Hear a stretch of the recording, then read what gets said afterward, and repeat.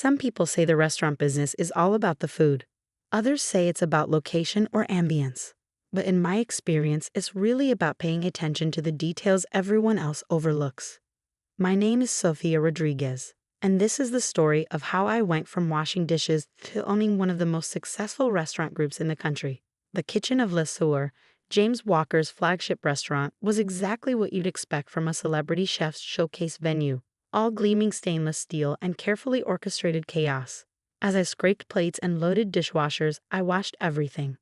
The way sous chefs rushed to cover Walker's frequent absences. How the inventory system hemorrhaged money through waste and mismanagement. The shortcuts taken when food critics weren't around.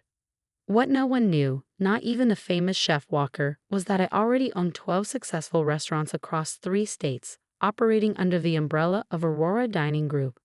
While Walker was busy filming TV shows and berating his staff, I was quietly building an empire. Sofia, these plates aren't clean enough.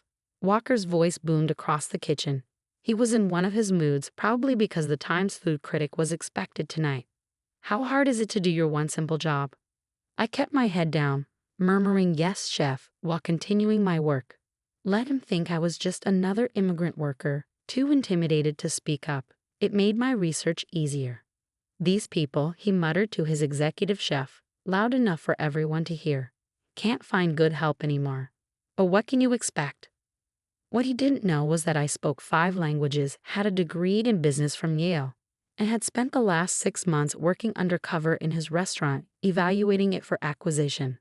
Aurora Dining Group had a reputation for turning around struggling restaurants, though few knew who really owned the company. My phone buzzed. A message from my CFO. Final audit complete. Their financials are worse than we thought. Walker's been cooking the books along with his overpriced steaks. I smiled slightly, remembering my grandmother's words. Success isn't about who has the biggest kitchen. It's about who knows how to run it properly. Abuela had started with one small Cuban restaurant in Miami. By the time she passed away, she owned 3 successful venues and had taught me everything about the business, including the value of learning from the ground up. That evening, Le Coeur was hosting a special event, the annual Food Critics Gala. Walker had insisted on holding it at his restaurant, probably hoping to influence the very people who reviewed his increasingly mediocre food. I watched from my station as New York's culinary elite arrived in designer clothes and expensive jewelry. Walker worked the room in his pristine chef's whites, telling elaborate stories about his artistic vision and culinary innovation. The secret, he proclaimed to an attentive group, is maintaining the highest standards in every aspect of the restaurant.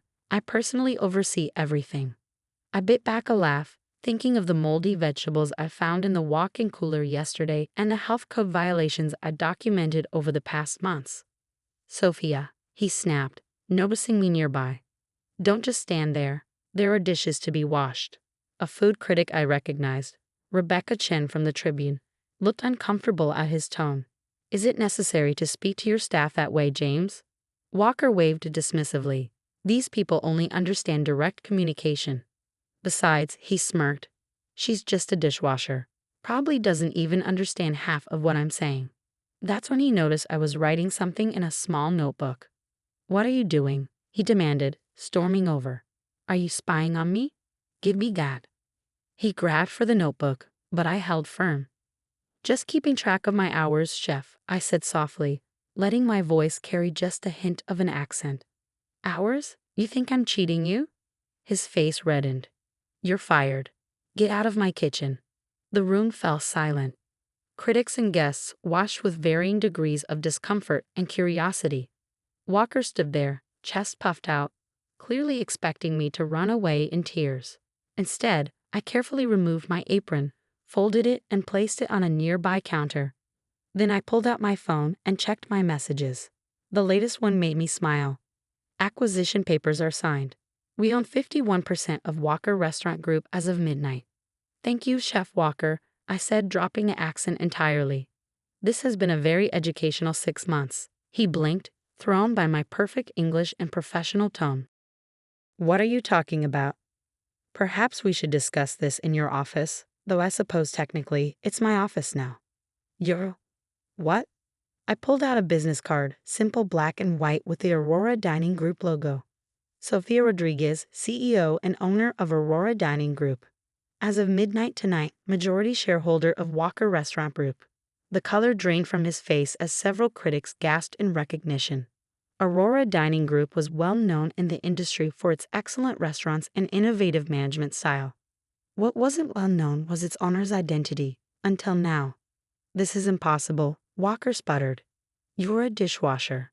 "Actually," I said, reaching for the leather portfolio Rebecca Chen was carrying, "I'm the person who's been secretly reviewing your restaurant for the past 6 months. May I?" Rebecca handed me her portfolio, a knowing smile on her face.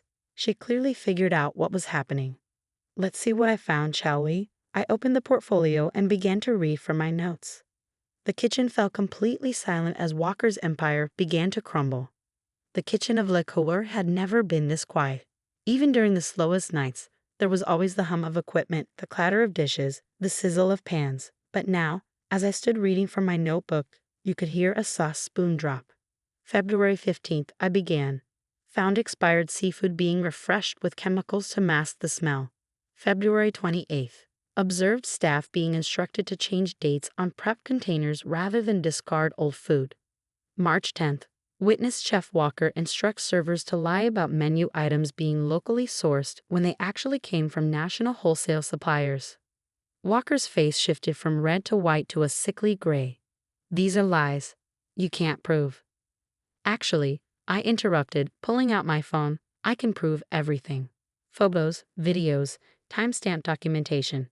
Not to mention the testimony of your staff, many of whom have been keeping their own records of your creative practices."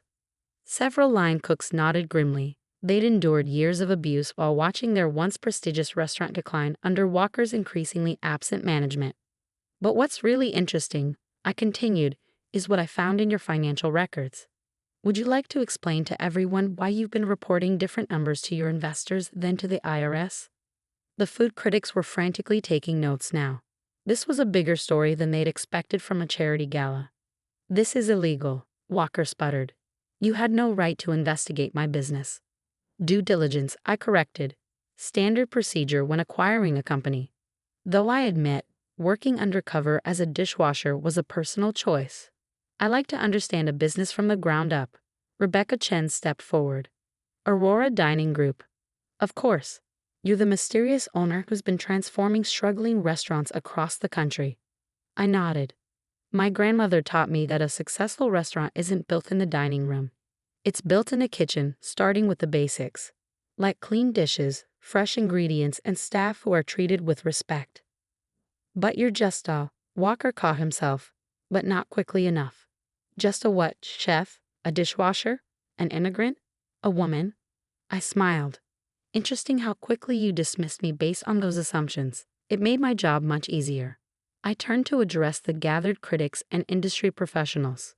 "Ladies and gentlemen, I apologize for disrupting the gala, but since we're here to celebrate culinary excellence, perhaps you'd be interested in seeing what really goes on behind the scenes at Le Coeur." For the next hour, I led them through the kitchen, pointing out health code violations, showing evidence of food mishandling, and demonstrating how Walker's famous house-made sauces actually came from industrial suppliers. Walker trailed behind us, attempting to defend himself, but his excuses fell flat against the documented evidence. His executive chef had already pulled me aside to whisper, "I have more records in my office. I've been keeping track for years." By midnight, social media was buzzing with the story. Celebrity chef's empire crumbles. Undercover boss exposes fraud, read one headline. Dishwasher revealed as restaurant mogul declared another. The next morning, I arrived early to begin the transformation. The staff gathered nervously, unsure of their futures. First, I announced, everyone gets a raise. Second, we're closing for 2 weeks for a complete renovation and retraining. Third, anyone who has been complicit in health code violations has 24 hours to come clean. Be honest now, and we move forward. Hide anything, and you're gone. Walker made one last attempt to save face, calling a press conference to denounce me as a corporate spy. It backfired spectacularly when 3 former employees came forward with additional evidence of his mismanagement. The transformation of Le Coeur took 3 months. We kept the best staff, implemented proper procedures, and restored the quality that had made the restaurant famous in the first place. The new executive chef, promoted from within, turned out to be a talented woman who had been overlooked because she didn't fit Walker's image of a real chef. 6 months later, Coeur received its first Michelin star under new management. The reviews specifically praised its impeccable attention to detail and commitment to authentic quality. Walker? Last I heard, he was trying to launch a cooking show on a minor cable network. His reputation in the fine dining world was finished. But the real victory wasn't in his downfall. It was in what we built from the ashes of his mismanagement. Le Coeur became the flagship of Aurora Dining Group's new training program, where every manager starts by working every station, from dishwasher to host. The best leaders, I tell them during orientation, understand and respect every role in their restaurant. There's no such thing as just a dishwasher. Rebecca Chen wrote a feature article about the transformation, titled From Dishes to Riches: How One Woman's Ground-Up Philosophy is Changing the Restaurant Industry. It included a photo of me in the kitchen, helping train new dishwashers. My grandmother's original restaurant in Miami is still part of our group, serving the same Cuban recipes she brought from Havana. I keep her old apron framed in my office, next to my Yale diploma and the first dollar she ever earned in America. Sometimes during quiet moments, I think about Walker's face when he realized who I really was. Not because I enjoy his humiliation, but because it represents a larger truth about success. It's not about who you appear to be, but about what you actually do. The restaurant industry has changed since then. Our group's policy of promoting from within and respecting every position has influenced other organizations. Young chefs now proudly include dishwashing on their resumes, understanding that true culinary excellence starts with the fundamentals. Last week, I visited Le Coeur during dinner service. The kitchen was humming with efficient energy, every station working in perfect harmony. The new executive chef called out orders with respect. The staff responded with pride in their work, and the dishes, both the food and the cleaned plates, were impeccable. As I watched from the kitchen door, a young woman was training on the dishwashing station. She handled each plate with care, understanding that her role was as crucial to the restaurant's success as any chef's. You never know, I overheard her trainer say. The next dish you wash might belong to a future restaurant owner. I smiled, thinking of my grandmother's words. In a good kitchen, like in life, there are no small jobs, only small minds who can't see the importance of every role. That's the real secret recipe for success.